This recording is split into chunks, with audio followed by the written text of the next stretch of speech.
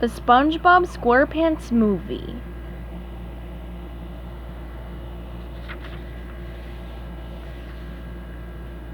Chapter 8. The Chum Bucket was suddenly the most popular restaurant in Bikini Bottom. Customers lined up around the block to get into the hot new eatery. Plankton had done a brilliant job of redecorating. The walls had been freshly painted, the floors had been redone, and the furniture was brand new, but the big draw was delicious food. "That's right!" shouted Plankton through a bullhorn. "The Chum Bucket has got Krabby Patties! Get them while they're hot and delicious!" Just then reporter Perch Perkins sauntered into the Chum Bucket. He walked right up to Plankton. "Excuse me, Plankton," he said. "I'm Perch Perkins, Action News. Can I get a minute of your time?" "Anything for you, Perch," Plankton answered with a phony smile on his face. "All of Bikini Bottom wants to know, how did you get the Krabby Patty?" asked Perch Perkins, showing his microphone under Plankton's nose. "Well, Perch, before my dear friend Eugene Krabs was frozen by King Neptune," said Plankton, pausing to wipe away a phony tear. "Krabs confided me in a secret wish, in the event that his criminal past never caught up with him." Plankton sighed theatrically. "He said, sell the Krabby Patty in my absence at the Chum Bucket. Don't let the flame die out!" "Wow," said Perch Perkins, touched. "And there's a Chum Bucket helmet free with every purchase," added Plankton brightly, and handed Perch a bucket-shaped helmet with the words Chum Bucket written on it. "Thanks," said the newsman. Plankton started throwing bucket helmets to everyone in the Chum Bucket. "Bucket helmets for everyone!" he cried. "Here you go, sir." "Thanks," said a fish. Plankton gave a bucket helmet to Mrs. Puff. "Here's yours, ma'am."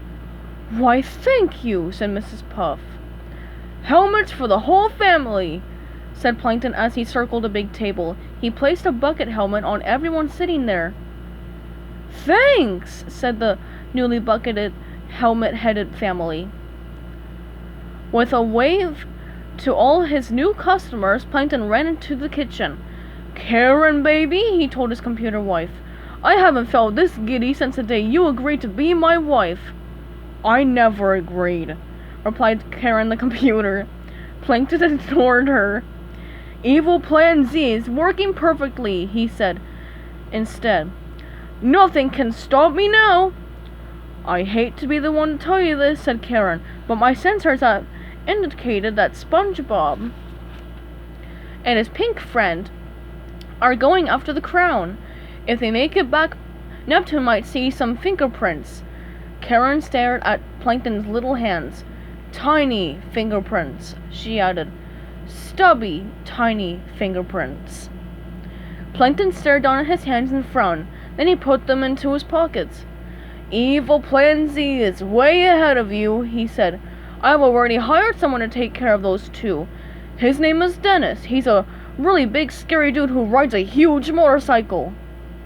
Back at the gas station near the county line, a huge motorcycle pulled up to the pump. Behind the handlebars sat Dennis, a really big, scary dude. Cutting the engine to a rumble, Dennis spied a spot on the concrete. He lowered the brim on his cowboy hat and crouched down. Then he sniffed the concrete.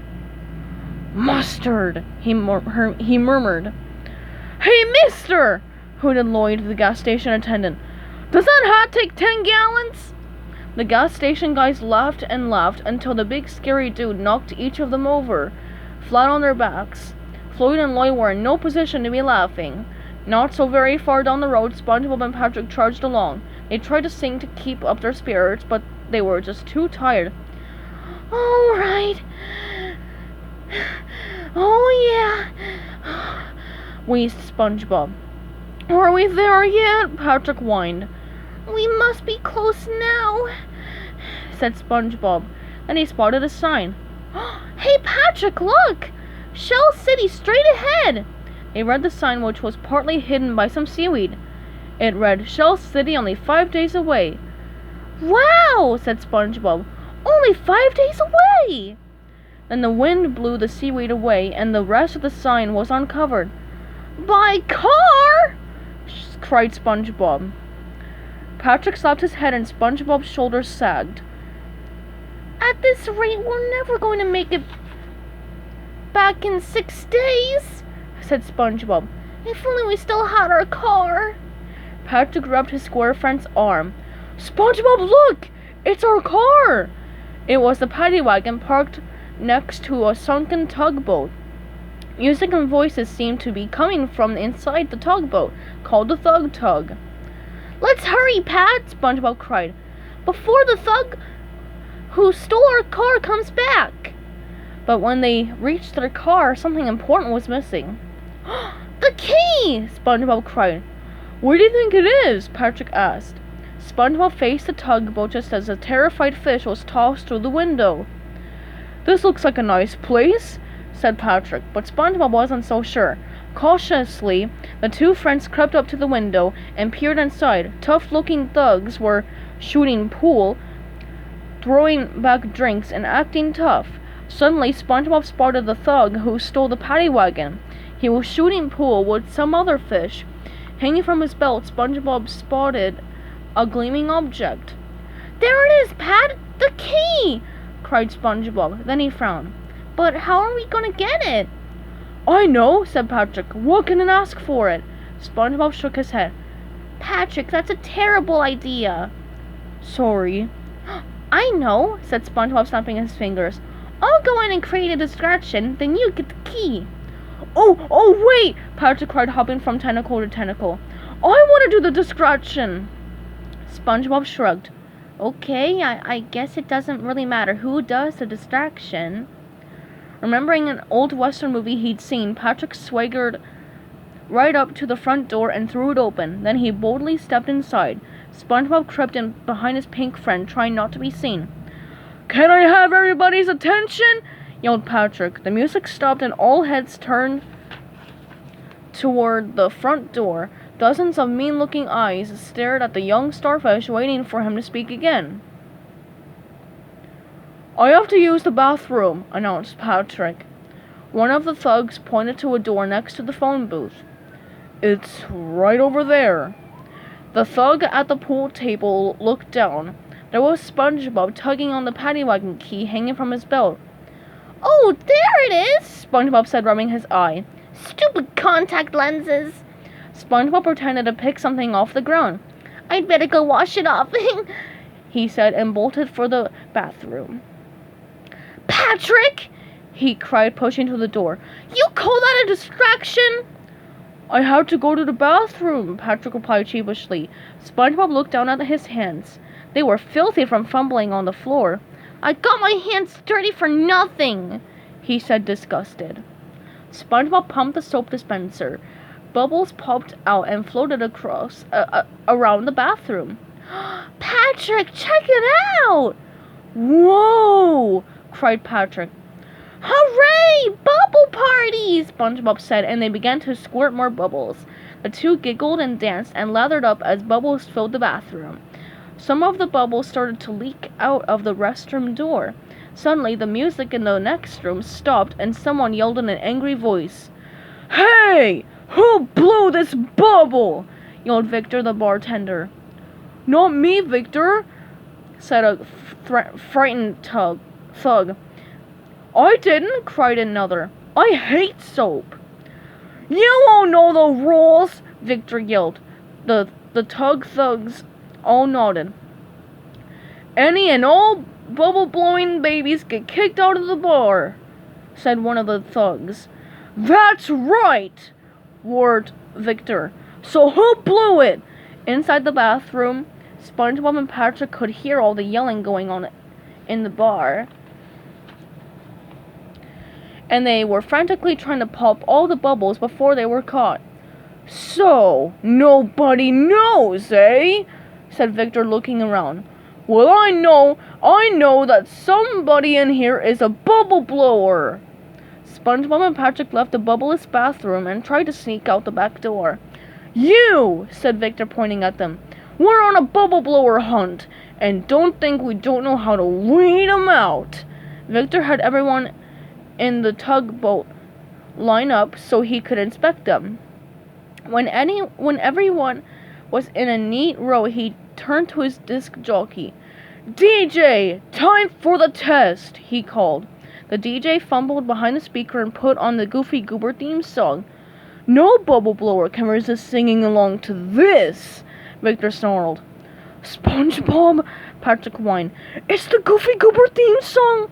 I know, said SpongeBob. The music began to play loudly, and SpongeBob and Patrick struggled desperately against the urge to sing along. One of the tough guys coughed, and Victor rushed up to him. It was you, he cried. You're the bubble-blowing baby.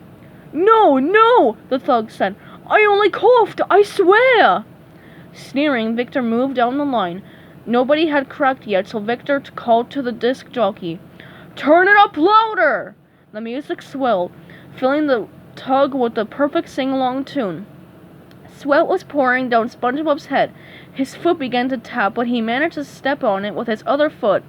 Patrick appeared ready to break. Don't sing along, Patrick! SpongeBob whispered. I'm trying, Patrick said. Trying so hard. SpongeBob looked up to see Victor towering over him. Don't you know the words? Victor growled. I'm a Goofy Goober, yeah. You're a Goofy Goober. SpongeBob and Patrick resisted singing along with the tune for as long as they could. Finally, someone cracked, I'm a Goofy Goober, yeah, Goofy Goober Goober. Well, said Victor. SpongeBob and Patrick breathed sighs of relief as Victor rushed up to two Siamese twin fish.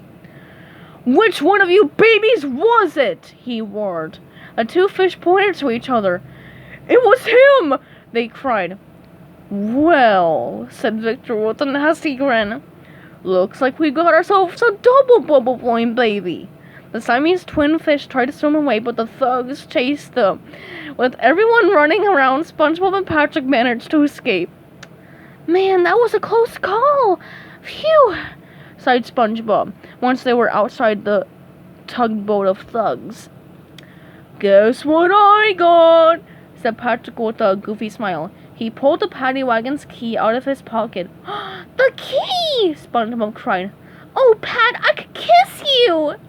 They ran to the paddy wagon and started the engine. The Goofy Goober theme song blasted out of the speakers. SpongeBob turned off the sound system, pulled out the CD and smashed it. It landed on the ground right next to two bottles of bubbles, and the paddy wagon sped off into the night.